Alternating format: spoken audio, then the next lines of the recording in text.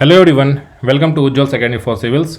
आज के इस वीडियो में हम लोग डिस्कस करने वाले हैं स्ट्रक्चर ऑफ द एटमॉस्फेयर। जो हमारा एटमॉस्फेयर है, जो वायुमंडल है, उसके कितने सारे उसमें लेयर्स होते हैं। ठीक है, अलग अलग लेयर्स हैं, उसकी क्या कैरेक्टरिस्टिक्स होती हैं। तो कई सारे इंपॉर्टेंट फैक्ट्स हैं जो कि आपको एग्ज़ाम में पूछे जाते हैं। और ये क्लाइमेटोलॉजी का काफ़ी एक स्टार्टिंग टॉपिक है, बिगनिंग है। इसी के बाद हम लोग क्लाइमेटोलॉजी में कई सारी चीज़ें डिटेल में पढ़ते हैं। सो इस वीडियो को आखिरी तक ज़रूर देखिए और इसमें आपको कई सारे इंपॉर्टेंट फैक्ट्स आपको सीखने को मिलेंगे। So let's start with today's video. ठीक है, तो जो हमारा एटमॉस्फेयर है उसका क्या डेफिनेशन क्या है। तो जो एटमॉस्फेयर है, it is a thick gas envelope. ठीक है, ये एक गैस का इनवेलप है, मतलब कि हमारा एक अर्थ है और इसके चारों तरफ एक इनवेलप है। ठीक है, दिस इज़ अर्थ और ये जो रीजन है ये हमारा एटमॉस्फेयर है। ठीक है, दिस इज़ एटमॉस्फेयर। लेकिन ये जो अर्थ के चारों तरफ जो एटमॉस्फेयर का जो इन्वेलप है वो अर्थ से कैसे अटैच्ड होता है। It is because of gravitational force. ठीक है, आपको मालूम है कि अर्थ जो है ये बहुत सारे ऑब्जेक्ट्स को, जो भी है ऑब्जेक्ट सरफेस पे हो या फिर स्पेस में हो, उसके अपनी ओर एक ग्रेविटेशनल फोर्स की वजह से पुल करता है। ठीक है, जो एप्पल का जो गिरना था जिसे न्यूटन ने खोजा, न्यूटन्स फोर्स ऑफ जो मोशंस होते हैं, तो उसने ग्रेविटी के बारे में भी बताया। तो सेम उसी ग्रेविटेशनल फोर्स की वजह से जो अपना अर्थ के चारों तरफ जो एटमॉस्फेयर है, ठीक है, इसका कुछ तो मास होगा, एटमॉस्फेयर का मास होगा, तो उस मास को अट्रैक्ट करता है अर्थ अपने सेंटर की ओर। तो उसी ग्रेविटेशनल फोर्स की वजह से जो हमारा एटमॉस्फेयर है वो टिका हुआ है अर्थ के चारों तरफ। अगर अर्थ के पास ग्रेविटी नहीं होता, ठीक है, तो हमारे पास एटमॉस्फेयर भी नहीं होता। क्यों? क्योंकि विदाउट ग्रेविटी कोई फोर्स लगता नहीं सेंटर की तरफ, तो सारे गैसेस जो भी हैं एटमॉस्फेयर में वो रिलीज हो जाते हैं स्पेस में। ठीक है, तो हमारे पास एटमॉस्फेयर होता ही नहीं। तो because of earth gravitational force जो हमारा एटमॉस्फेयर है ये इन्वेलप करता है अर्थ को ऑल डायरेक्शन से, और ये एक अर्थ के चारों तरफ हमारा एटमॉस्फेयर है। ठीक है, लेकिन अभी जो हमारा प्रेजेंट डे जो कॉम्पोजिशन है एटमॉस्फेयर का, ये शुरू से ऐसा नहीं था। अभी हम लोग जानते हैं कि एटमॉस्फेयर में जो है नाइट्रोजन 78% है, ऑक्सीजन 21% है, बाकी 1% में कई सारे गैसेस हैं, argon, neon, carbon dioxide and other gases, helium, ऐसे गैसेस होते हैं। तो ये जो अभी जो प्रेजेंट डे कॉम्पोजिशन जो है हमारे एटमॉस्फेयर का, वो शुरू से ऐसा नहीं था। ठीक है, अभी अगर आप ज्योग्राफी में अगर आप जियोलॉजिकल टाइम स्केल के बारे में पढ़ोगे तो आपको ये मालूम होगा कि अर्थ जो है 4.5 बिलियन ईयर्स एगो फॉर्म किया था। ठीक है, आज से 4.5 बिलियन ईयर्स एगो जो है उस समय अर्थ का फॉर्मेशन हुआ था। तो उस समय जो एटमॉस्फेयर था शुरू में बिल्कुल प्रीमिटिव एटमॉस्फेयर था। ठीक है, प्रीमिटिव एटमॉस्फेयर था। इसका मतलब क्या होता है कि इसमें अभी का जो प्रेजेंट जो कंपोजिशन है एटमॉस्फेयर का वो उस समय नहीं था, बिल्कुल अलग था। ठीक है, तो उस समय जो था अर्थ का जो ओरिजिनल एटमॉस्फेयर था उसमें क्या था, मीथेन गैस बहुत ज़्यादा था, अमोनिया बहुत ज़्यादा था, वाटर वेपर था और नोबल गैस जैसे नियोन, ये सब सारे गैसेस थे। लेकिन उसमें ऑक्सीजन नहीं था। फ्री ऑक्सीजन जो है, जो अभी हम लोग जो बायोलॉजिकल जो भी लिविंग बींग्स हैं उनके लिए जो ऑक्सीजन जो हम लोग रेस्पिरेशन में यूज़ करते हैं, वो ऑक्सीजन पहले अवेलेबल नहीं था। ठीक है, तो उस समय लाइफ भी पॉसिबल नहीं था अर्थ पे because of absence of oxygen. ठीक है, तो मिलियंस ऑफ ईयर्स लगे जो फर्स्ट बायोलॉजिकल प्रोडक्शन था ऑक्सीजन का यूनिसेलुलर ऑर्गेनिजम्स के थ्रू, और फिर हमारे एटमॉस्फेयर में ऑक्सीजन का जो राइज है वो बढ़ना स्टार्ट हो गया। अभी आप इस बैकग्राउंड फोटो पे आप देखो, फोकस करो, आप एक वॉल्केनो देख रहे हो। ठीक है, ये एक ज्वालामुखी है और ये कई सारे गैसेस निकल रहे होते हैं। ठीक है, तो एक्चुअल में क्या था कि जब शुरू में अर्थ का फॉर्मेशन हुआ था, ठीक है, अर्थ का जब फॉर्मेशन हुआ था तो ये काफ़ी हॉट था। ठीक है, बहुत ज़्यादा गर्म था ये। ठीक है, तो इसके वजह से क्या हुआ कि इसमें कई सारे जो वेपर्स जो थे, जो गैसेस थे, वो अर्थ के चारों तरफ निकलना स्टार्ट हुए। ठीक है, उसके बाद जो कई सारे अर्थ के ऊपर जो वॉल्केनोज बने होंगे उनसे कई सारे गैसेस निकलते थे। ठीक है, और तो इन सब सारे गैसेस में जो सबसे ज़्यादा कंसंट्रेशन था वो किन किन गैसेस का था, तो मीथेन जो CH4 इसका फॉर्मूला होता है। ठीक है, कार्बन डाइऑक्साइड CO2, ठीक है, अमोनिया NH3, ये सब इन सारे गैसेस का बहुत ज़्यादा उसमें कंपोजिशन था। लेकिन इसमें ऑक्सीजन जो है ये प्रेजेंट नहीं था। ठीक है, तो ऑक्सीजन फिर कहाँ से आया? तो हम लोग जानते हैं कि जो हमारा जो वेजिटेशन है, जो प्लांटेशन होता है, वो फोटोसिंथेसिस करता है। ठीक है, फोटोसिंथेसिस। तो फोटोसिंथेसिस जब होता है तो क्या होता है, हमारा जो कार्बन डाइऑक्साइड जो है प्लस जो वाटर है वही हमारा ग्लूकोज ठीक है, C6H12O6 प्लस ऑक्सीजन, ये जो गैस है ये रिलीज़ होता है। तो ये कार्बन डाइऑक्साइड हमारे प्रीमिटिव एटमॉस्फेयर में प्रेजेंट था, वाटर हमारे पास था अर्थ पे। तो जब ग्रीन लाइफ जब आना स्टार्ट हुई, जैसे अलगी हुए, उसके बाद जो प्लांटेशन वेजिटेशन जो आए, तो उन्होंने क्या किया कि फोटोसिंथेसिस प्रोसेस स्टार्ट किया, और उसके वजह से हमारे एटमॉस्फेयर में ऑक्सीजन का कंसंट्रेशन बढ़ता गया। तो ये चीज़ें आपको क्लियर हो जानी चाहिए कि अभी का जो प्रेजेंट डे जो एटमॉस्फेयर है, जो प्रेजेंट एटमॉस्फेयर है, ये बिल्कुल डिफरेंट है जो प्रीमिटिव जो एटमॉस्फेयर था, ठीक है, उससे काफ़ी अलग है। ठीक है, तो ये पॉइंट आपको क्लियर हो जाना चाहिए। ठीक है, अब देखते हैं नेक्स्ट स्लाइड में क्या है। तो एक तो है कि एटमॉस्फेयर के बारे में हम लोग अभी आगे डिटेल में पढ़ने वाले हैं, ठीक है, लेकिन विदाउट एटमॉस्फेयर जो है क्या सब पॉसिबिलिटी है और क्या सब पॉसिबिलिटी नहीं है। तो without atmosphere there would not be any biological life. क्यों? क्योंकि ऑक्सीजन जो है हमारे एटमॉस्फेयर में ये वाइटल कंपोनेंट है, ठीक है, वाइटल कंपोनेंट है, बिकॉज ऑक्सीजन की वजह से ही हम लोग जो सांस ले पाते हैं, रेस्पिरेशन का जो प्रोसेस होता है। तो without oxygen, without atmosphere biological life earth पे पॉसिबल नहीं है। ठीक है, इसीलिए हम लोग जब अर्थ के बाहर कोई लाइफ का जब खोजते हैं, जो साइंटिस्ट लोग जो है बाहर में स्पेस में जो खोजते हैं दूसरे ग्रह पे या फिर कहीं भी, तो वहाँ पे वो ट्रेस खोजते हैं कि क्या वहाँ पे वाटर है कि नहीं, क्या वहाँ पे ऑक्सीजन है कि नहीं, ठीक है, वहाँ पे नाइट्रोजन है कि नहीं, ठीक है, ये सब बिल्डिंग ब्लॉक्स होते हैं हमारे लाइफ प्रोसेस के। तो इन्हीं के ट्रेसेस पे हम लोग एक अनुमान लगाते हैं कि शायद वहाँ पे पॉसिबिलिटी है लाइफ की या फिर नहीं है। ठीक है, तो विदाउट एटमॉस्फेयर वहाँ पे लाइफ अर्थ पे नहीं होता। ठीक है, एटमॉस्फेयर के बिना अर्थ जो है ये बहुत ज़्यादा गर्म हो जाता है। इसका भी एक रोल होता है एटमॉस्फेयर का। जैसे कि समझो ये अपना एक अर्थ है और ये लेयर है एटमॉस्फेयर का, ठीक है, तो जो सन, मान लो ये सन है, ठीक है, तो सन से जो रेज आती हैं, ठीक है, सन रेज जो है होती हैं, तो इसमें इंफ्रारेड कंपोनेंट होता है जो जिसका पोटेंशियल होता है किसी भी चीज़ को गर्म करने का। जैसे कि कभी आप सूरज में दिन में धूप में बैठ जाते हो तो आपको गर्मी फील होती है। तो गर्मी फील क्यों होती है? Because of infrared rays. ठीक है, तो इंफ्रारेड रेज की वजह से गर्मी फील होती है। तो ये जो इंफ्रारेड रेज आती हैं, इनको ये फिर अर्थ से वापस टकरा करके ऊपर जाती हैं, तो ये क्या करता है, एटमॉस्फेयर उनको ट्रैप कर लेता है, ठीक है, उसको अपने पास रखता है और एक हीट बैलेंस बना के रखता है। ठीक है, तो अगर एटमॉस्फेयर नहीं होता तो क्या होता, इसमें एटमॉस्फेयर में कई सारे क्लाउड्स होते हैं, तो बहुत सारे रेज को ये अल्बिडो ऊपर की ओर वापस रिफ्लेक्ट बैक कर देता है। जैसे कि आप ये क्लाउड्स देख रहे हो, ये सारे क्लाउड्स हैं, तो ये ऊपर से जब रेज आती हैं, ठीक है, तो इसको बहुत सारे ऊपर की ओर वापस स्पेस में वो जो क्लाउड्स हैं वो भेज देता है, जिसको अल्बिडो बोलते हैं। ठीक है, अल्बिडो जिसको बोला जाता है। तो अगर ये नहीं होता तो अर्थ हमारा बहुत ज़्यादा गर्म हो जाता है। ठीक है, तो बिकॉज ऑफ एटमॉस्फेयर हमारा जो अर्थ का जो टेम्परेचर है वो एम्बियंट टेम्परेचर है, ताकि लाइफ उस पर सस्टेन हो सके। अगर ये एटमॉस्फेयर नहीं होता तो अर्थ बहुत ज़्यादा गर्म हो गया होता है। ठीक है, हमारा एटमॉस्फेयर के बिना कोई वेदर फिनोमेना नहीं होता। इस पॉइंट को समझते हैं कि वेदर फिनोमेना क्या होता है। ठीक है, what are the weather phenomena. तो वेदर फिनोमेना में जैसे कि हमारा रेनफॉल, ठीक है, क्लाउड्स, ठीक है,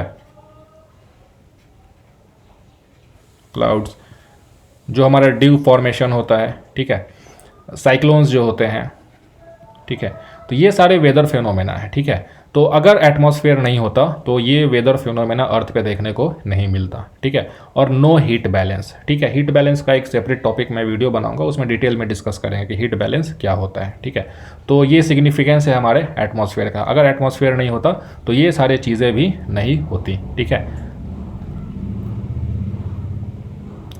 now we move on to composition of atmosphere. जो हमारा एटमॉस्फेयर में जो जिसको हम लोग एयर बोलते हैं, जो एयर है हमारा एटमॉस्फेयर जो है, उसका कंपोजिशन क्या है, वो किस चीज़ से बना हुआ है हमारा एटमॉस्फेयर। तो एक्चुअली में इसके 3 कंपोनेंट्स होते हैं। ठीक है, फर्स्ट कंपोनेंट क्या है, गैसेस, कई सारे गैसेस होते हैं, फिर वाटर वेपर, फिर पार्टिकुलेट्स। ठीक है, गैस क्या होता है, गैस जैसे कि हम लोग जानते हैं कि किसी भी मैटर का बेसिकली 4 स्टेजेस ऑफ वो एग्जिस्ट कर सकता है। ठीक है, सॉलिड स्टेट में रह सकता है, लिक्विड स्टेट में रह सकता है, गैसियस स्टेट में रह सकता है, और एक प्लाज्मा स्टेट होता है। ठीक है, तो जो गैसियस जो कंपोनेंट होते हैं, जैसे कि कई सारे नाइट्रोजन गैस हो गए, ऑक्सीजन गैस हो गया, हाइड्रोजन गैस हो गया, ठीक है, हीलियम गैस हो गया। तो ये सारे गैस जो हैं ये हमारे एटमॉस्फेयर में पाए जाते हैं। तो ये फर्स्ट कंपोनेंट हो गया गैसेस का, ठीक है। दूसरा है वाटर वेपर। वाटर वेपर मतलब कि हमारा जो पानी जो है, पानी भी वेपर की फॉर्म में एग्जिस्ट करता है एटमॉस्फेयर में।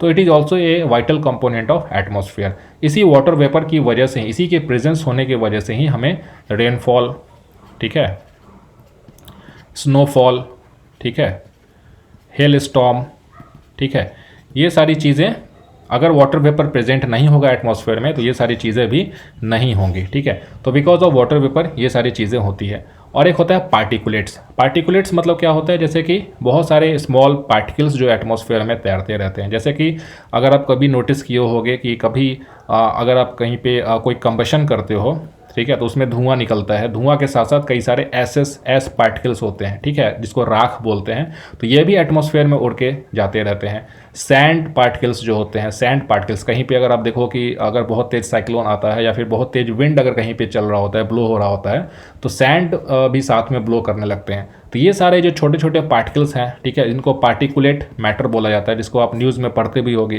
कि PM2.5, ठीक है, PM10। तो ये इनका एक्चुअली में साइज होता है, ठीक है। तो ये सारे पार्टिकुलेट्स जो होते हैं ये भी हमारे एटमॉस्फेयर में पाए जाते हैं और ये एटमॉस्फेयर का कंपोनेंट है। तो बेसिकली ये 3 ही कंपोनेंट है हमारे एटमॉस्फेयर के, ठीक है। अब नेक्स्ट मूव करते हैं कि गैसेस को हम लोग डिस्कस करते हैं, ठीक है। तो गैस जो है ये this is the first component, ठीक है। तो नाइट्रोजन, अभी का प्रेजेंट का एटमॉस्फेयर का हम लोग बात कर रहे हैं, ठीक है। तो nitrogen constituents nearly 78% of the atmospheric composition of gases. जो हमारा एटमॉस्फेयर में जो टोटल जो गैस का अगर आप उसको ब्रेक डाउन करोगे तो ऐसा पाया जाता है कि 78% जो गैस है वो नाइट्रोजन है, ठीक है। तो नाइट्रोजन सबसे ज़्यादा है। सेकंड पे ऑक्सीजन है, ठीक है, जो कि 21% है। तो दोनों मिला करके 99% हो जाते हैं, ठीक है। और अभी आपको मैंने बताया कि ऑक्सीजन जो है पहले हमारे एटमॉस्फेयर में नहीं था। ये फोटोसिंथेसिस की वजह से जो हमारे कई सारे जो प्लांट्स हैं उन्होंने जो फोटोसिंथेसिस किया तो कार्बन डाइऑक्साइड को बदल दिया हमारे ऑक्सीजन में। तो जाहिर सा बात है कि हमारे एटमॉस्फेयर में पहले कार्बन डाइऑक्साइड की मात्रा ज़्यादा थी और बाद में वो घट के अभी 1% से भी काफ़ी कम हो गई है, ठीक है। और जो हमारा ऑक्सीजन का लेवल है वो 21% आ गया बिकॉज ऑफ दिस फोटोसिंथेसिस, ठीक है। अब जो बाकी जो 1% बचा, ये 99% तो हो गया हमारा नाइट्रोजन प्लस ऑक्सीजन। बाकी जो 1% बचा इसमें आर्गन जो है ये एक नोबेल गैस है, इसका 0.93% है।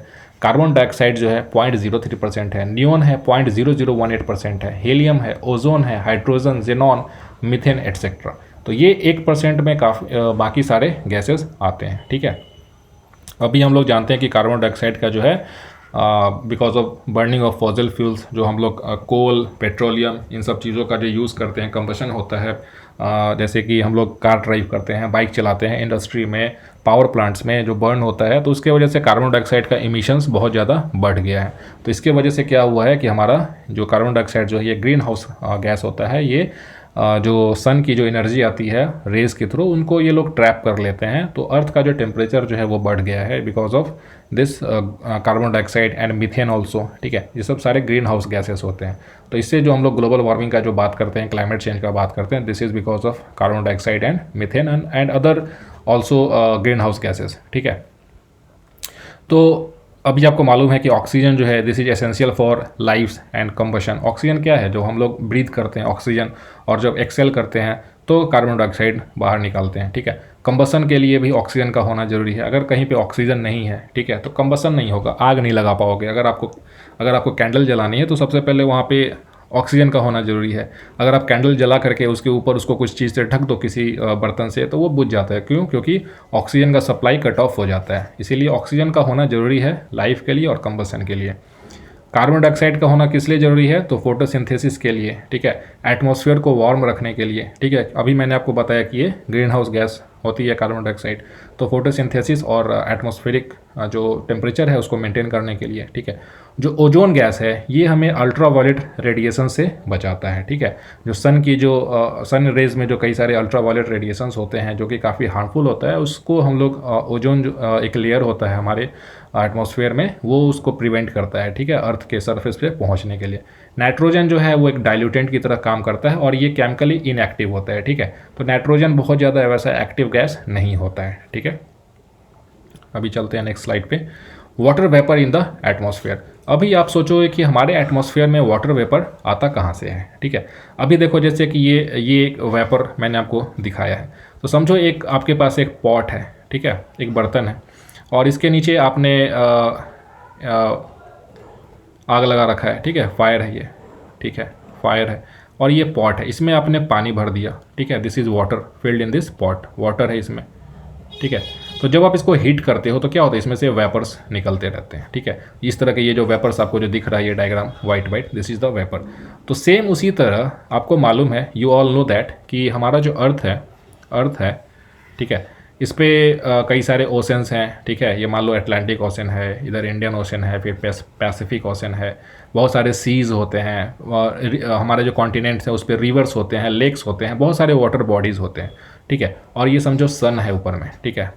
तो सन क्या करता है, इन सब चीज़ों को वार्म करता है अपने सन रेज के थ्रू।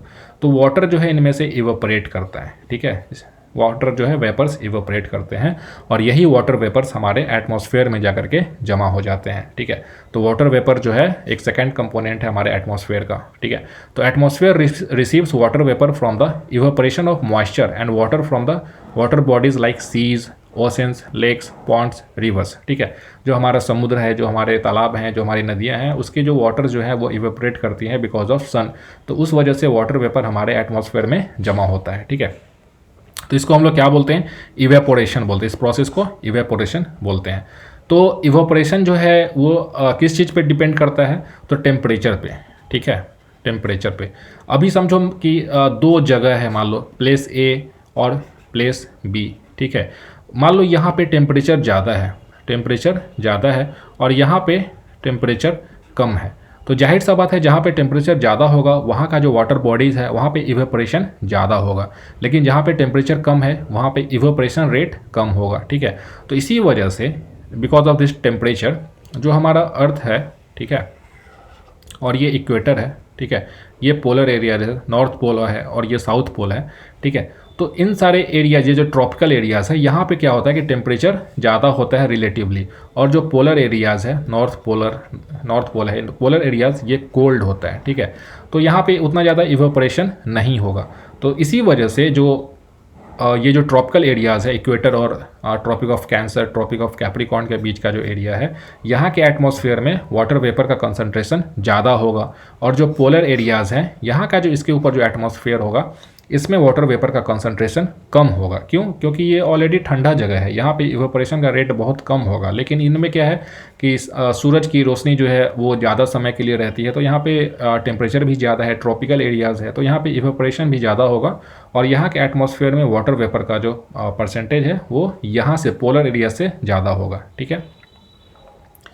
और एक इम्पॉर्टेंट पॉइंट है कि एटमॉस्फेयर में जो वाटर वेपर जो पाया जाता है उसके 90% जो है ये up to 5 kilometre of height तक ही पाया जाता है। जैसे कि हमारा ये अर्थ है, ठीक है, और इसका एटमॉस्फेयर तो अगर आप देखोगे एक्सोस्फेयर तो अप टू 10,000 किलोमीटर तक उसका रेंज होता है। 10,000 किलोमीटर तक हमारा एटमॉस्फेयर का रेंज है, जो कि एक्सोस्फेयर जिसको बोलते हैं, ठीक है, एक्सोस्फेयर। इसके बाद स्पेस स्टार्ट हो जाता है, अपना स्पेस स्टार्ट हो जाता है।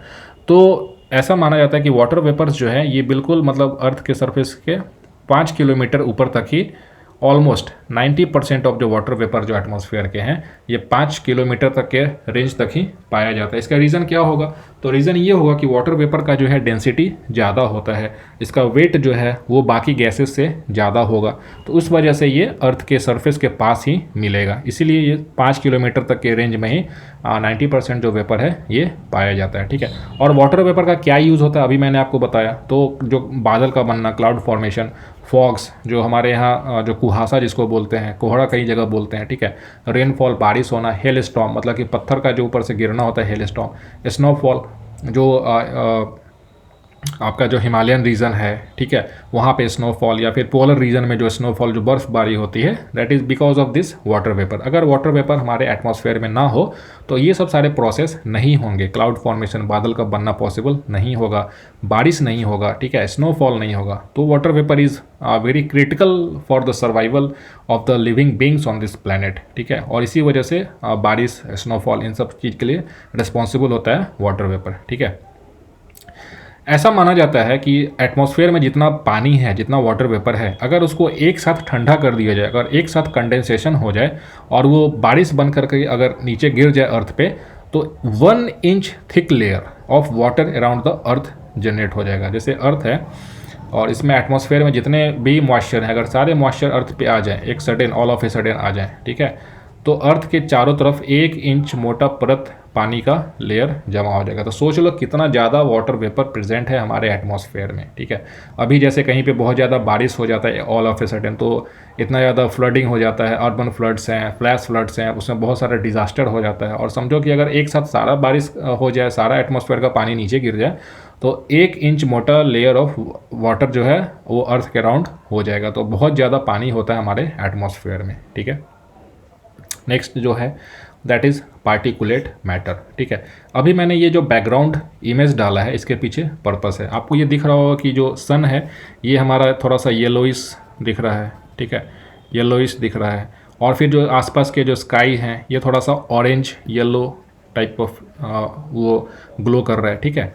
तो ये ऐसा जो फिनोमेना जो होता है सनराइज के समय, सनसेट के समय, कि लाल हो जाना और ऑरेंज की तरह स्काई हो जाना, ठीक है, that is because of the presence of particulate matter in the atmosphere.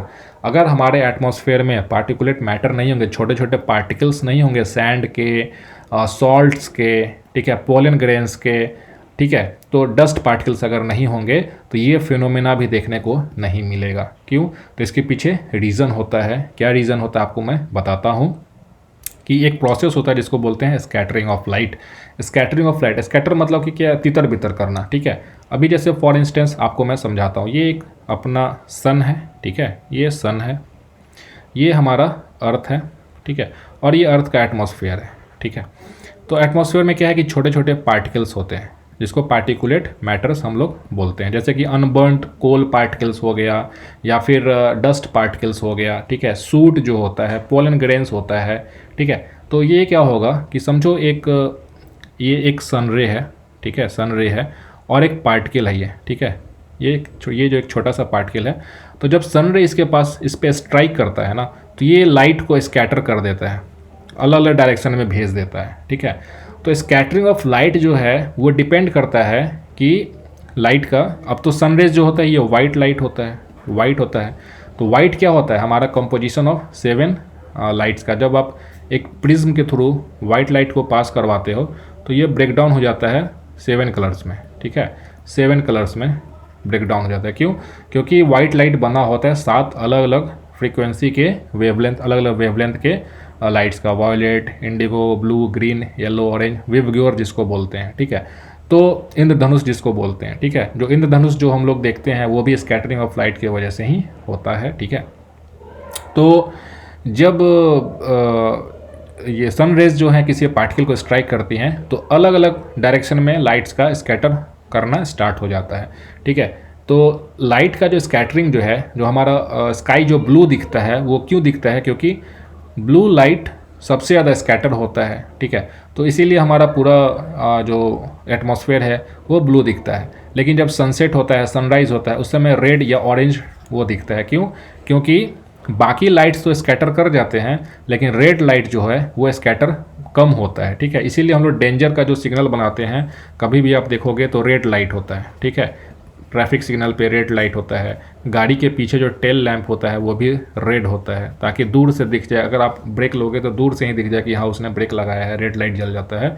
तो रेड लाइट जो है वो बहुत कम स्कैटर होता है। तो जब होराइजन पे सन होता है, ठीक है, जब होराइजन पे सन होता है, जैसे कि ये सन है, ये अर्थ है और यहाँ से आप देख रहे हो, तो सन से जो सारे रेज आ रही होती है, ठीक है, जब अर्थ पे पहुँचती है तो उसके कई सारे कंपोनेंट्स इधर उधर तितर बितर हो जाते हैं। लेकिन जो रेड लाइट वाला जो कंपोनेंट है वो ज़्यादा स्कैटर नहीं होता है, वो ज़्यादा तितर बितर नहीं होता है।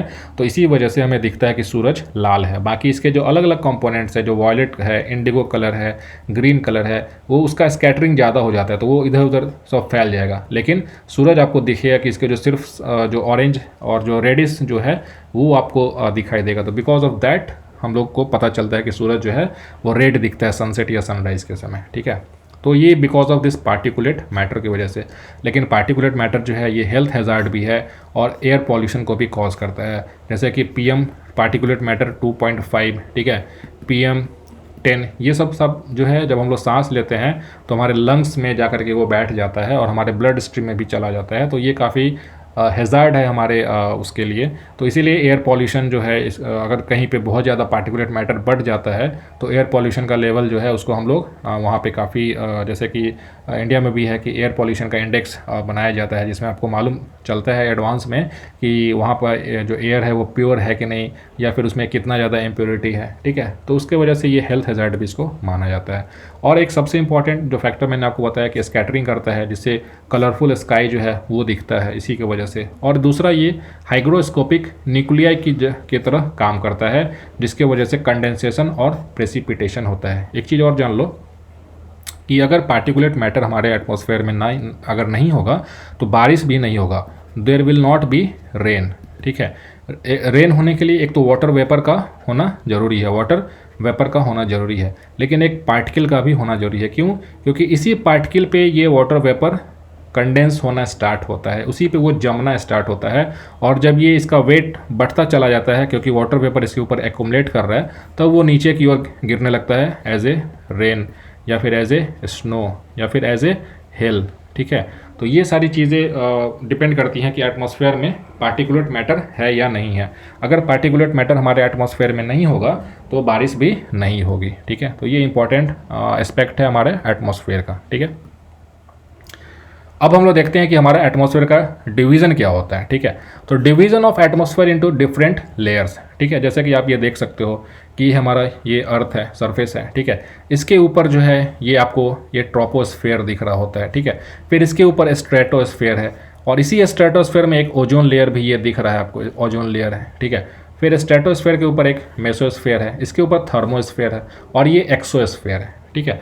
तो इसके अलग अलग हाइट के हिसाब से हम लोग इसको क्लासीफाई करते हैं, ठीक है। तो सबसे पहला है ट्रोपोस्फेयर, जो कि अर्थ सरफेस के जस्ट ऊपर जो है ट्रोपोस्फेयर है, और इसी में सब कुछ मैक्सिमम जो हम लोग देखते हैं कि बारिश होना, वॉल्केनो इरप्शन जो हो रहा है, गैसेस जो हैं, वो सब ट्रोपोस्फेयर में ही होता है, ठीक है। फिर इसके ऊपर है स्ट्रेटोस्फेयर, फिर इसके ऊपर है मेसोस्फेयर, और फिर थर्मोस्फेयर, जिसमें आयोनोस्फेयर होता है और एक एक्सोस्फेयर होता है। तो सबको हम लोग इंडिविजुअली हर एक लेयर्स को अभी हम लोग देखते हैं कि वो कैसे, उसके क्या कैरेक्टरिस्टिक्स हैं, क्या प्रॉपर्टीज़ हैं। तो सबसे पहले है ट्रोपोस्फेयर, ठीक है। तो ट्रोपोस्फेयर के बारे में जैसे कि मैंने आपको बताया कि अर्थ के जस्ट ऊपर जो एक इमीडिएट जो लेयर होगा एटमॉस्फेयर का, दैट इज़ ट्रोपोस्फेयर, ठीक है, ट्रोपोस्फेयर। और जो ये इसको जो ट्रोपोस्फेयर का जो लिमिट होगा उसको बोलते हैं ट्रोपोपॉज। पॉज मतलब रुक जाना, ठीक है। तो जहाँ पे ट्रोपोस्फेयर रुक गया वो ट्रोपोपॉज हो गया, ठीक है।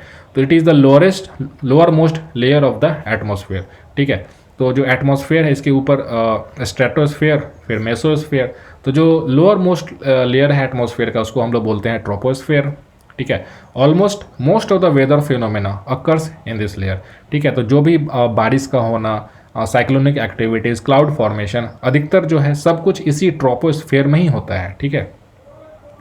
इसका एक प्रॉपर्टी होता है ट्रोपोस्फेयर में कि समझो ये अर्थ का सरफेस है, ठीक है, और ये ट्रोपोस्फेयर है ऊपर में, ठीक है। ये ट्रोपोपॉज है, इसका भी थिकनेस होता है ट्रोपोपॉज का 1.5 किलोमीटर, 1.5 किलोमीटर के अराउंड थिक होता है ट्रोपोपॉज, ठीक है, ट्रोपोपॉज, ठीक है। इसके नीचे ट्रोपोस्फेयर है, ट्रोपोस्फेयर है। तो आप जैसे जैसे अर्थ के सरफेस से ऊपर बढ़ते जाओगे तो क्या होता है, टेम्परेचर जो है, टेम्परेचर ये घटता जाता है, डिक्लाइन होता जाता है। इसी को बोलते हैं लैप्स रेट। तो इस किस रेट से घटता है, तो 6.5 डिग्री सेल्सियस पर किलोमीटर। अभी जैसे मान लो आपने, अगर आपका सरफेस टेम्परेचर 30 डिग्री सेल्सियस है और आप 1 किलोमीटर ऊपर चले गए, और यहाँ पे जब आप टेम्परेचर मेज़र करोगे तो ये हो जाएगा 30 माइनस 6.5, 30 माइनस 6.5 कितना हो गया, 5.53, ठीक है, 23.5 डिग्री सेल्सियस, ठीक है। तो 1 किलोमीटर ऊपर हाइट पे जाके 23.5 डिग्री सेल्सियस टेम्परेचर होगा। अगर आप यहाँ से फिर से 1 किलोमीटर ऊपर चले गए, 1 किलोमीटर ऊपर चले गए, तो यहाँ का टेम्परेचर हो जाएगा 23.5 माइनस 6.5, ठीक है, ये हो जाएगा 17, ठीक है, 17 डिग्री सेल्सियस। तो आप ये नोटिस कर रहे हो कि टेम्परेचर जो है हर एक 1 किलोमीटर राइज करने के बाद 6.5 डिग्री के आसपास टेम्परेचर डिक्लाइन होता है। तो इसी को बोलते हैं नॉर्मल लैप्स रेट, ठीक है। तो जैसे जैसे आप ऊपर बढ़ते जाते हो टेम्परेचर घटता जाता है, और ये ट्रोपोस्फेयर की बात हो रही है, ठीक है। ये ज़रूरी नहीं है कि स्ट्रेटोस्फेयर में ऐसा हो, बाकी में ऐसा हो, ये ट्रोपोस्फेयर में ऐसा देखा गया है कि जैसे जैसे ऊपर बढ़ते हैं तो टेम्परेचर जो है वो लैप्स करता रहता है एक रेट से, जो है 6.5 डिग्री सेल्सियस पर किलोमीटर, ठीक है। एक चीज़ और इम्पॉर्टेंट बात जो है, जो आपको ये समझने वाली है कि जो ट्रोपोस्फेयर का जो हाइट होता है ये अप्रॉक्स 16 किलोमीटर है इक्वेटर के ऊपर और 6 किलोमीटर है पोल्स के ऊपर। ये थोड़ा इंपॉर्टेंट पॉइंट है, इसको काफ़ी ध्यान से समझना, काफ़ी इंपॉर्टेंट है ये कि ऐसा क्यों होता है, आपको मैं समझाता हूँ। जैसे कि मान लो अर्थ के सरफेस अगर आप लेते हो, फ्लैट सरफेस मान लो है, ये पोल है और ये इक्वेटर है समझो, ठीक है। ये मान लो नॉर्थ पोल है। तो अगर इसके ऊपर अगर आप ट्रोपोस्फेयर का लिमिट देखोगे तो ये ऑलरेडी मतलब मैक्सिमम 6 किलोमीटर 7 किलोमीटर तक रहता है।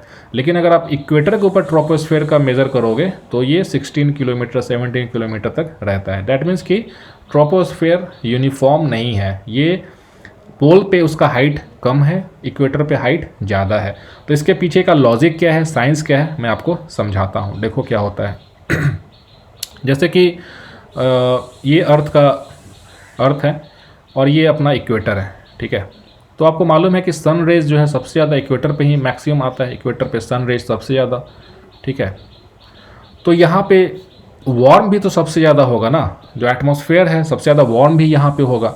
तो कोई भी चीज़ राइज कैसे करता है, जैसे कि आप एक पॉट में अगर आप पानी गर्म करते हो, नीचे अगर पानी भर दोगे, नीचे पानी और इसके नीचे एक कैंडल लगा दो या फिर लाइटर लगा दो, तो पानी ये नीचे से हीट लेकर के ऊपर की ओर राइज करता है, ठीक है। तो ये जितना ज़्यादा हीट रहेगा, जितना ज़्यादा टेम्परेचर रहेगा, ये हाइट भी उतना ज़्यादा बढ़ता रहेगा। तो उसी वजह से चूँकि इक्वेटर पे सन रेज बहुत ज़्यादा है, बहुत ज़्यादा टेम्परेचर होता है, तो रिलेटिवली पोलर एरियाज़ के कंपेरिजन में यहाँ पे जो एयर का जो राइज होता है ऊपर की ओर, कन्वेक्शन करंट जिसको बोलते हैं, वो ज़्यादा हाइट तक होता है। तो उसी वजह से जो हमारा पोल और ये जो इक्वेटर है इसके ऊपर ज़्यादा राइज कर जाता है एयर ऊपर की ओर, तो ये हाइट ज़्यादा हो जाता है। फिर इधर ये डिक्लाइन कर जाएगा अपना साउथ पोल की तरफ। ये साउथ पोल है, ये इक्वेटर है और ये नॉर्थ पोल है। तो मुझे लगता है कि आपको ये पॉइंट क्लियर हुआ होगा, ठीक है। और फिर एक है कि temperature of tropopause is lowest over the equator, ये भी इंपॉर्टेंट पॉइंट है। ऐसा आपको लगेगा कि पोल्स के ऊपर जो है टेम्परेचर कम होना चाहिए एटमॉस्फेयर में, लेकिन ऐसा नहीं है। जो ट्रोपोपॉज जो होता है वो इक्वेटर पे ज़्यादा लो टेम्परेचर होता है, -70 डिग्री सेल्सियस। उसका रीज़न क्या है, क्योंकि आपको मालूम है कि ट्रोपोपॉज का हाइट ज़्यादा है इक्वेटर पे, ठीक है, और ये पोल एरिया से ज़्यादा है। तो अभी आप लैप्स रेट लगा लो 1 किलोमीटर के हिसाब से, इधर 1 किलोमीटर के हिसाब से लैप्स रेट लगाओ 6.5 के हिसाब से, इधर भी 6.5 के हिसाब से। तो इधर ज़्यादा हाइट तक जाओगे तो ज़्यादा टेम्परेचर जो है सो डिक्रीज़ होने लगेगा। तो बिकॉज ऑफ दैट जो ट्रोपोपॉज है वहाँ पे सबसे ज़्यादा लोएस्ट होता है -70 डिग्री सेल्सियस, ठीक है।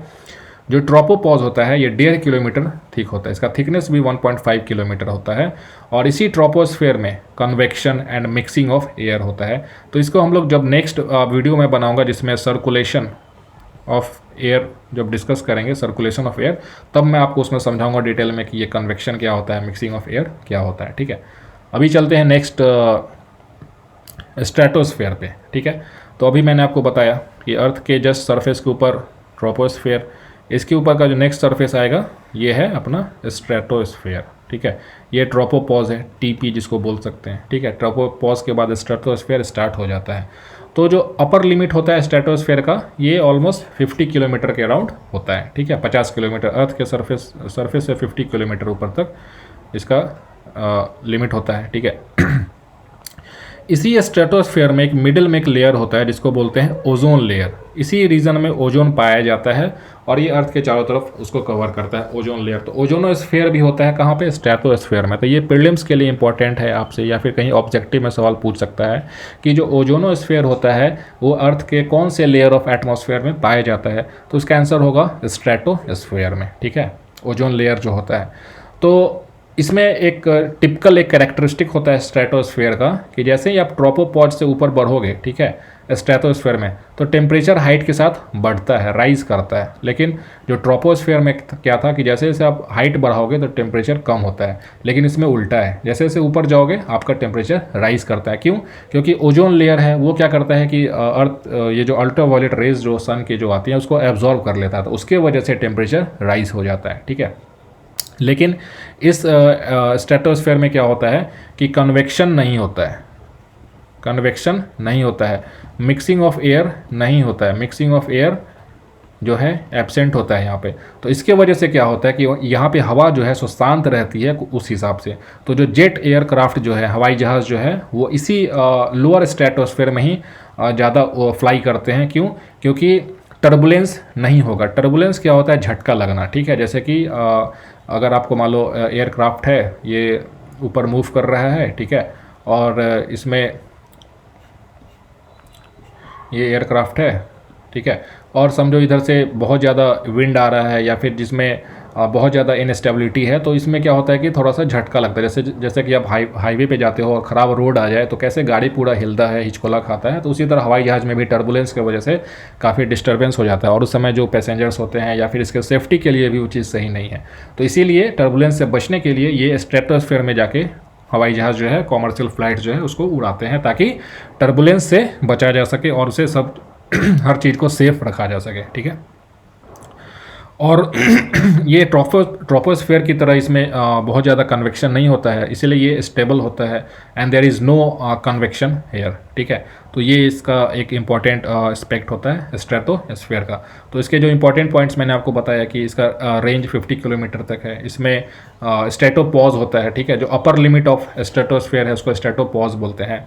इसी में ओजोनोस्फेयर होता है, ठीक है। इसमें टेम्परेचर राइज करता है जैसे जैसे आप ऊपर जाओगे, ठीक है। और जेट एयरक्राफ्ट जो है मेनली इसी लोअर स्ट्रेटोस्फेयर में ही फ्लाई करते हैं बिकॉज स्टेबल एयर होता है और यहाँ पे टर्बुलेंस बहुत ज़्यादा नहीं होता है, ठीक है। नेक्स्ट जो है वो है हमारा मेसोस्फेयर, ठीक है। तो अभी मैंने आपको बताया अर्थ सरफेस, ठीक है, ट्रोपोस्फेयर, ठीक है, दिस इज ट्रोपोपॉज, फिर स्ट्रेटोस्फेयर, ठीक है, फिर दिस इज स्ट्रेटोपॉज और इसके बाद फिर ये मेसोस्फेयर, ठीक है, दिस इज मेसोस्फेयर। ये मैं सर्कल जो है सही से नहीं बना रहा हूँ बट आपको समझाने के लिए बता रहा हूँ। तो दिस इज मेसोस्फेयर। तो ये फिर 50 किलोमीटर से 80 किलोमीटर तक के हाइट तक है। तो आपको मैंने बताया कि स्ट्रेटोस्फेयर का जो अपर लिमिट है दैट इज़ 50 किलोमीटर, उसके बाद स्ट्रेटोपॉज आ जाता है, तो इसके बाद जो स्टार्ट होगा मेसोस्फेयर होगा, ठीक है। इसमें फिर क्या होता है कि temperature again decreases with increasing height. तो जैसे ये ट्रोपोस्फेयर में जैसा हो रहा था सेम उसी तरह फिर मेसोस्फेयर में होगा कि जैसे जैसे आप ऊपर जाओगे तो टेम्परेचर जो है वो घटना स्टार्ट हो जाएगा, ठीक है। और इनमें मेसोस्फेयर में क्या होता है, जो सबसे एक इम्पॉर्टेंट फिनोमेना होता है कि जो मेट्रॉइड्स जो होते हैं, जो बाहर से जो जिसको उल्का पिंड बोलते हैं या फिर शूटिंग स्टार्स बोलते हैं, ये इसमें बर्न हो जाते हैं मेसोस्फेयर में और इससे अर्थ जो है हमारा सेफ रहता है, ठीक है। ये जब मेसोस्फेयर में फ्रिक्शन की वजह से और हीट, जैसे कि अगर आपने कभी रात को अगर आप छत पे देखते होगे तो आपको शूटिंग स्टार दिखता होगा जिसको पुच्छल तारा भी बोलते हैं, कि एक आया ऐसे एटमॉस्फेयर में एंटर किया और बर्न करके वो आगे मतलब मिट जाता है। तो उसका रीज़न क्या होता है, जैसे कि समझो ये हमारा अर्थ है, ठीक है, और ये आउटर स्पेस है पूरा, ठीक है। तो आउटर स्पेस में कई सारे एस्ट्रॉइड्स होते हैं और भी कई सारे स्पेस ऑब्जेक्ट्स होते हैं जो कि अर्थ के ग्रेविटी की वजह से अर्थ की ओर अट्रैक्ट हो जाते हैं, ग्रेविटी की वजह से। लेकिन समझो कि मान लो एक चट्टान ऊपर में है और ये अर्थ पे आकर के गिर गया, तो सोचो कितना ज़्यादा डैमेज क्रिएट करेगा वो, ठीक है। अर्थ पे क्रेटर फॉर्मेशन हो सकता है, ठीक है। तो इन सब चीज़ से भी बचाता है हमारा एटमॉस्फेयर। तो जो मेसोस्फेयर होता है उसमें क्या होता है कि जैसे आपको मालूम है कि किसी दो ऑब्जेक्ट के बीच में अगर उसको रगड़ करोगे तो फ्रिक्शन के वजह से हीट जनरेट होता है। हीट मतलब कि गर्मी, ठीक है। तो जो हमारा कोई भी फॉरेन ऑब्जेक्ट है ये जब हमारे एटमॉस्फेयर में एंटर करता है तो मेसोस्फेयर में आते आते क्या होता है कि फ्रिक्शन की वजह से हवा के जो मॉलिक्यूल्स जो होते हैं उसके साथ फ्रिक्शन रगड़ की वजह से बहुत ज़्यादा हीट जनरेट होता है और वो बर्न करने लगता है, ठीक है। ये बर्न हो जाता है, जैसे जैसे बर्न करेगा ये छोटा होता चला जाएगा, जलता चला जाएगा, जलते जलते वो ख़त्म हो जाएगा, तो अर्थ के सरफेस पे हिट नहीं कर पाता है। लेकिन अगर मान लो कि वो पूरा बर्न नहीं हो पाया और वो अर्थ के सरफेस पे हिट कर गया, तो उसी को हम लोग मेटेराइट्स बोलते हैं, ठीक है, मेटेराइट्स बोलते हैं। तो नॉर्मली जो है एटमॉस्फेयर में मेटर्स जो हैं वो मेसोस्फेयर तक आते आते बर्न हो जाते हैं। अगर उस पर भी बर्न नहीं हुआ तो स्ट्रेटोस्फेयर में बर्न हो जाएंगे। लेकिन कई बार क्या होता है कि वो साइज इतना ज़्यादा उसका बड़ा होता है कि वो नीचे तक भी पहुंच जाता है, उसको हम लोग अर्थ के सरफेस पे गिरता है तो उसको मेटेराइट्स हम लोग बोलते हैं। लेकिन मेटर्स मेनली मेसोस्फेयर में बर्न हो जाते हैं। तो ये इसका एक सिग्निफिकेंस है हमारे एटमॉस्फेयर का, कि हमें वो प्रोटेक्ट भी करता है एलियन ऑब्जेक्ट से, कि बाहर से जो स्पेस की जो ऑब्जेक्ट्स हैं वो अर्थ पे ना गिर जाए, यहाँ पे डैमेज ना कर दे, यहाँ के लाइफ को वो, जैसे कि डायनासोर्स के बारे में माना जाता है कि उनका जो अर्थ पे विनाश हुआ, क्यों? क्योंकि मेटर्स है, उस समय काफ़ी सारे बड़े बड़े मेटर्स अर्थ पे गिरे और उन्होंने बहुत ज़्यादा कैजुअलिटी क्रिएट की, तो उसकी वजह से डायनासोर का भी एक्सटिंक्शन हो गया था, ठीक है। तो इसलिए अर्थ को मेटर्स से प्रिवेंट करता है मेसोस्फेयर, हमारा एटमॉस्फेयर, ठीक है।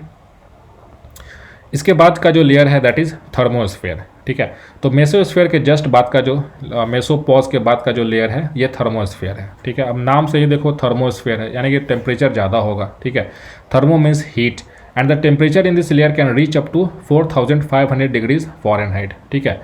लेकिन इसका एक खास प्रॉपर्टी है कि इतना ज़्यादा टेम्परेचर होने के बावजूद भी आपको यहाँ पे हीट फील नहीं होगा, टेम्परेचर फील नहीं होगा। क्यों? क्योंकि एयर का डेंसिटी बहुत कम हो जाता है, बहुत कम हो जाता है। एयर यहाँ पे नेग्लिजिबल अमाउंट टाइप का हो जाता है, तो कोई हवा आपको फील ही नहीं होगा, टच ही नहीं कर पाओगे, तो आपको टेम्परेचर फील नहीं होगा। लेकिन अगर उसका टेम्परेचर इस रेंज में रहता है, ठीक है। जो हमारा थर्मोस्फेयर है इसमें ISS इंटरनेशनल स्पेस स्टेशन जो है और जो सैटेलाइट्स जो होते हैं अर्थ के आसपास, जो लो ऑर्बिट सैटेलाइट्स जो होते हैं, ये वो इसी थर्मोस्फेयर में ही पाया जाता है। इसी में हम लोग उसको सैटेलाइट्स को प्लेस करते हैं, जो लो ऑर्बिट सैटेलाइट्स होते हैं, ठीक है, उसको। और फिर एक आयोनोस्फेयर होता है, ठीक है। जो हमारा थर्मोस्फेयर है उसी का पार्ट भी है आयोनोस्फेयर। एक्चुअली में आयोनोस्फेयर जो है ये वेरी करता रहता है, ये फिक्स नहीं है, इट इज़ नॉट फिक्स्ड, ये याद रखो, it is not fixed. Ionosphere जो है ये थर्मोस्फेयर में भी है, स्ट्रेटोस्फेयर में भी है और मेसोस्फेयर में भी ये ऊपर नीचे होता रहता है, तो इसका कोई ऑर्बिट फिक्स नहीं होता है, ठीक है। तो आयोनोस्फेयर में क्या है, एज नेम सजेस्ट आयन मतलब कि जैसे मान लो कोई एलिमेंट है उसके ऊपर अगर एक चार्ज आ जाए, जैसे कि सोडियम है तो सोडियम के ऊपर एक चार्ज है प्लस, क्लोरीन के ऊपर माइनस चार्ज है, तो ये आयन्स होते हैं, ठीक है। तो आयन्स मतलब कि या तो वो एक इलेक्ट्रॉन लूज़ कर दिया या 2 इलेक्ट्रॉन लूज़ कर दिया या फिर इलेक्ट्रॉन्स गेन कर लिया। अगर वो कोई एलिमेंट इलेक्ट्रॉन्स को लूज़ करता है तो पॉजिटिव चार्ज आता है, अगर वो गेन करता है तो नेगेटिव चार्ज आता है। तो ऐसे कोई भी एलिमेंट, कोई भी एटम्स जो हैं, अगर वो इलेक्ट्रॉन्स जो हैं लूज़ या गेन करते हैं तो उसको हम लोग आयन्स बोलते हैं, ठीक है। तो इस लेयर में, आयोनोस्फेयर के लेयर में जो बहुत सारे आयंस फॉर्मेशन होता है। तो आयंस कैसे फॉर्मेशन होता है, तो जो सोलर रेडिएशन होता है, ठीक है।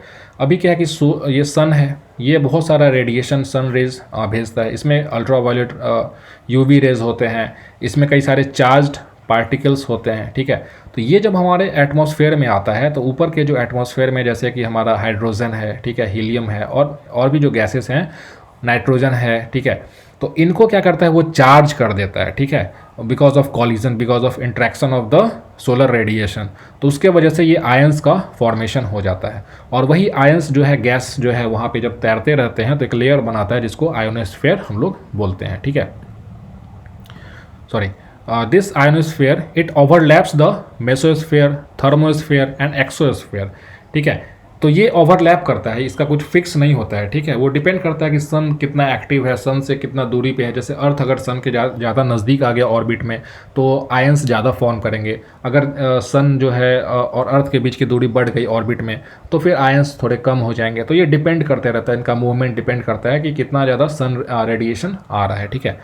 It is a very active part of the atmosphere and it grows and shrinks, ठीक है, depending on the energy it absorbs from the sun. तो ये देखो काफ़ी इंपॉर्टेंट पॉइंट है कि ये ग्रो करता है या फिर श्रिंक, छोटा भी होता है, घटता भी है, depending on the energy it absorbs from the sun. तो जितना ज़्यादा एनर्जी सन से आएगा उसके ऊपर डिपेंड करेगा कि ये बढ़ेगा या फिर घटेगा, ठीक है। उसका नेक्स्ट है कि इसके 3 क्लासिफिकेशंस होते हैं, 3 रीजन्स होते हैं, D layer, E layer, F layer. उतना ज़्यादा डिटेल में इसको जानने की जरूरत नहीं है, बस इतना जान लो कि D, E, F अलग अलग 3 लेयर्स में इसको डिवाइड करते हैं। और ये रीजन्स का कोई शार्प बाउंड्रीज नहीं होता है और ये जो जिस एल्टीट्यूड्स पे होते हैं ये भी दिन के हिसाब से या सीज़न के हिसाब से वेरी करते रहते हैं। तो ये एक काइंड ऑफ मोबाइल समझ लो। मोबाइल मतलब कि मोबिलिटी है इनके आयोनोस्फीयर के अंदर, ये कुछ फिक्स लेयर नहीं होता है, ठीक है। इसका सिग्निफिकेंस क्या है, सबसे ज़्यादा सिग्निफिकेंस क्या है आयोनोस्फीयर का, कि जब हमारे यहाँ से अभी तो हम लोग सेटेलाइट्स के थ्रू कम्युनिकेशन होता है, लेकिन जब सेटेलाइट्स नहीं थे तो उसके पहले रेडियो सिग्नल्स भेजे जाते थे, रेडियो सिग्नल्स, ठीक है। तो जो रेडियो वेव्स होते हैं ये स्ट्रेट लाइन में चलते हैं, स्ट्रेट लाइन में, ठीक है, स्ट्रेट लाइन में, ठीक है। ये काफ़ी इंपॉर्टेंट फंडा मैं आपको बता रहा हूँ। जैसे समझो कि अर्थ का एक सरफेस है और मान लो ये एक प्लेस ए है और ये एक प्लेस बी है, ठीक है। तो ए से बी पे एक सिग्नल भेजना है तो यहाँ पे क्या करेंगे, हम लोग एक एंटीना तैयार करेंगे और बी पे एक एंटीना हाइट पे तैयार करेंगे और फिर यहाँ से वेव्स भेजेंगे और ये बी एंटीना उसको कैच करेगा और फिर हम लोग डेटा ट्रांसफ़र कर सकते थे रेडियो सिग्नल्स के थ्रू। लेकिन इसका लिमिटेशन है, क्यों? क्योंकि अर्थ का जो सरफेस है ये तो कर्व पे है, ठीक है। अभी मान लो इस पॉइंट से हमें यहाँ पे भेजना है, इस पॉइंट पे, ये ए पॉइंट से बी पॉइंट पे भेजना है, लेकिन वेव्स तो स्ट्रेट लाइन में जाता है तो ये तो यहाँ पे पहुँच ही नहीं पाएगा। जब तक एंटीना उसको कैच नहीं करेगा वो तो सिग्नल रिसीव नहीं कर पाएगा। तो यहीं पे हेल्प आता है हमारा आयोनोस्फीयर का। ये ऊपर में आयोनोस्फीयर है, ठीक है। तो आयंस क्या करते हैं, ये इनका एक कैरेक्टरिस्टिक्स होता है कि जो रेडियो वेव्स हैं इनको रिफ्लेक्ट कर देता है ऊपर से, ठीक है। रिफ्लेक्ट समझो एक आईना लगा हुआ है, जैसे कि हम लोग एक मिरर में क्या करते हैं, जैसे मिरर में आप लाइट रेज दोगे तो मिरर उसको रिफ्लेक्ट बैक कर देता है। तो सेम ये आयोनोस्फीयर जो है ऊपर में, आयोनोस्फीयर ये क्या करेगा कि यहाँ से जो रेडियो वेव्स जाएंगे उनको रिफ्लेक्ट बैक कर देगा पॉइंट बी की तरफ, ठीक है। तो ये बहुत लंबे दूरी तक हम लोग कम्युनिकेशन कर सकते हैं बिकॉज ऑफ आयोनोस्फीयर। तो ये इसका सबसे इंपॉर्टेंट सिग्निफिकेंस था कि रेडियो वेव्स जो है उसको हम लोग एक पॉइंट से दूसरे पॉइंट पे पहुंचा देते थे बिकॉज ऑफ आयोनोस्फीयर। लेकिन अभी मैंने आपको बताया कि आयोनोस्फीयर जो है ये कभी ग्रो करता है, कभी श्रिंक करता है, depending on the activity of the sun और depending upon the energy of the sun. तो ये एक कभी कभी डिस्टर्ब, जैसे मान लो क्लाउडी वेदर हो गया, अगर सन का एनर्जी बहुत ज़्यादा नहीं आ पा रहा है तो हम लोग रेडियो वेव्स नहीं भेज पाते थे, ठीक है। तो ये इसका एक ड्रॉबैक है। लेकिन चूंकि अभी हम लोग सेटेलाइट से कम्युनिकेशन करते हैं तो इसका थोड़ा सा यूज़ कम हो गया, लेकिन फिर भी हम लोग आयोनोस्फीयर की वजह से ही रेडियो वेव्स को लॉन्ग डिस्टेंस तक हम लोग उसको ट्रेवल करवा पाते थे, ठीक है। तो ये इसका मेन है। और एक होता है कि auroras occur in these sphere. Auroras के बारे में जानते हैं, काफ़ी इंपॉर्टेंट है ऑरोराज, ठीक है। ये देखो आप, ये स्काई में ये चूँकि आपको कहाँ पे दिखाई देगा तो मेनली पोलर रीजन्स में, पोलर रीजन्स नॉर्थ पोल पे, साउथ पोल पे ये दिखाई देता है, पोलर एरियाज़ में ही दिखाई देगा। जैसे कि स्कैंडिनेवियन कंट्रीज़ हैं उन सब रीजन्स पे दिखाई देता है ये। इसमें होता क्या एक्चुअली में कि स्काई में ऐसे ग्रीन लाइट्स, ठीक है, ग्रीन लाइट्स, ये देख रहे हो पूरा ग्रीन लाइट ऐसे दिखाई दे रहा है, ठीक है। ये ग्रीन लाइट्स ऐसे दिखाई दे रहा है जैसे कि लगेगा कि कुछ ऊपर में अजीब सा, इसका आप यूट्यूब पे वीडियो भी कुछ सर्च करके देख लेना, आपको आइडिया लगेगा। ऑरोरा बोरियोलिस इसको बोलते हैं, इसको आप सर्च करना यूट्यूब पे। काफ़ी मतलब एक बहुत ही नेचर का एक करिश्मा इसे समझो, ये ऐसा होता है। लेकिन इसके पीछे लॉजिक है, साइंस है कि ऐसा क्यों होता है, ठीक है।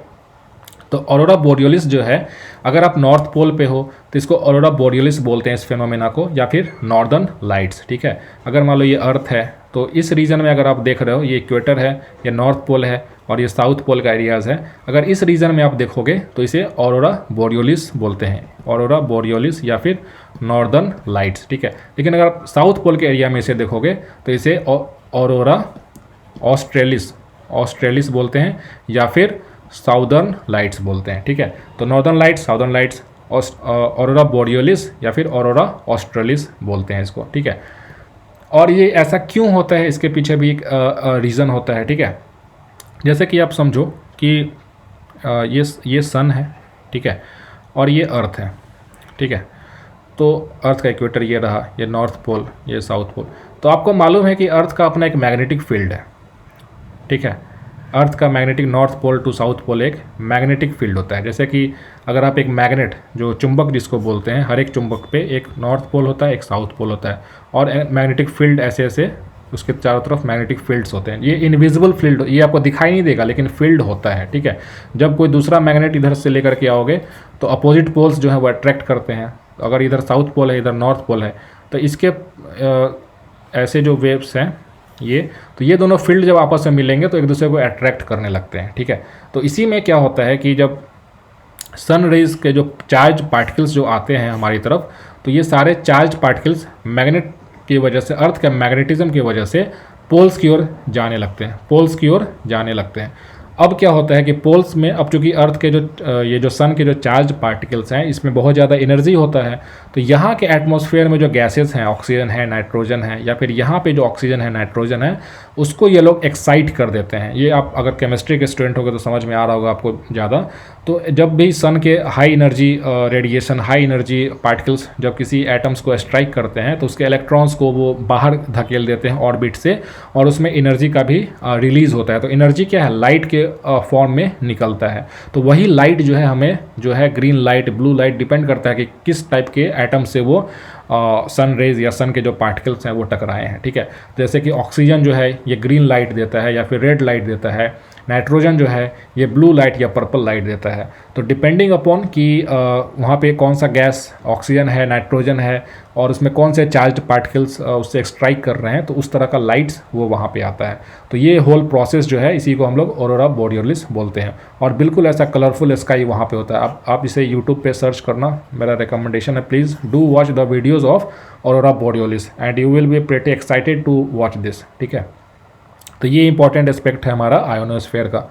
ठीक है, इसके बाद जो लास्ट जो एक एटमॉस्फेयर का जो लिमिट है जिसको बोलते हैं एक्सोस्फेयर। ठीक है, अभी देखो ये डायग्राम देखो, ये हमारा अर्थ है। ठीक है, दिस इज आवर अर्थ, और ये 10,000 किलोमीटर तक ही एक्सपेंशन है हमारा एटमॉस्फेयर का। उसके बाद ये स्पेस, आउटर स्पेस हो जाता है। ठीक है, आउटर स्पेस हो जाएगा हमारा, एटमॉस्फेयर के बाहर का जो चीज़ हो जाएगा। तो ये जो एरिया आप देख पा रहे हो, this is the limit of our exosphere, यानी कि अर्थ से ज़्यादा बड़ा साइज का हमारा एटमॉस्फेयर है। ये एक इंटरेस्टिंग पॉइंट यहाँ पे आपको देखने को मिलेगा कि अर्थ का साइज है उससे ज़्यादा बड़ा हमारा एक्सोस्फेयर है। ठीक है, तो it is the outer most layer of the earth atmosphere and this layer separates the rest of the atmosphere from the outer space. अभी मैंने आपको बताया ये आउटर स्पेस है, ये जो ब्लैक रीजन है पूरा आउटर स्पेस है, और ये जो आप सर्कल का लिमिट देख रहे हो, that is this is the limit of our atmosphere.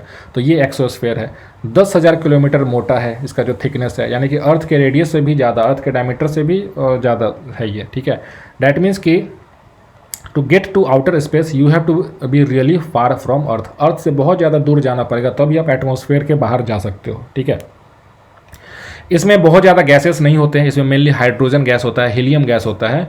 Hydrogen gas क्योंकि ये काफ़ी लाइट गैस होता है। बाकी जो गैसेस हैं, ऑक्सीजन, नाइट्रोजन, ये सब हेवी गैस होता है, तो ये सब लोअर एटमॉस्फेयर में आ जाते हैं। लेकिन चूंकि ये लाइट गैस है तो ये ऊपर की ओर हाइड्रोजन ये सब रहता है। ठीक है, लेकिन इसमें क्या होता है कि बहुत ज़्यादा, दो एटम्स, जैसे समझो एक हाइड्रोजन एटम यहाँ पे है, तो हो सकता है मे बी 100 किलोमीटर्स के बाद एक दूसरा हाइड्रोजन एटम हो, 100 किलोमीटर के बाद एक हाइड्रोजन गैस का मॉलिक्यूल हो वहाँ पे। तो बहुत ज़्यादा डिस्टेंस होता है आपस में, बहुत, इसलिए यहाँ पे डेंसिटी बोलते हैं कि एयर का बहुत थिन होता है, यहाँ पे आप सांस नहीं ले सकते हो। ठीक है, और ये बहुत ज़्यादा ठंडा भी होता है। ठीक है,